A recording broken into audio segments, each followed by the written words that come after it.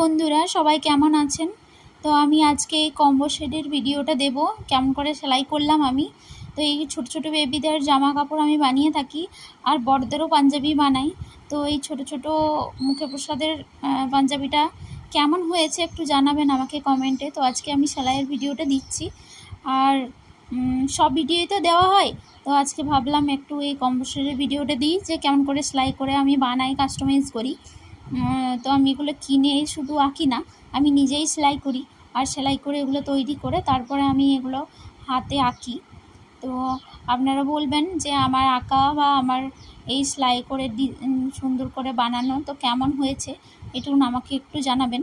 আর আমি যে হাতের বর্ডারগুলো দিয়েছিলাম পাঞ্জাবির উপর, পাঞ্জাবির হাতে যে বর্ডারটা দিয়েছিলাম, তো আমার বড় ছেলে বলেছে যে মা এটা ভালো লাগছে না, তাই আমি হাতের বর্ডারগুলো খুলে দিয়েছি। ও বললো শুধু প্লেন করতে, হাতে লাল বর্ডারটা দিলে ভালো।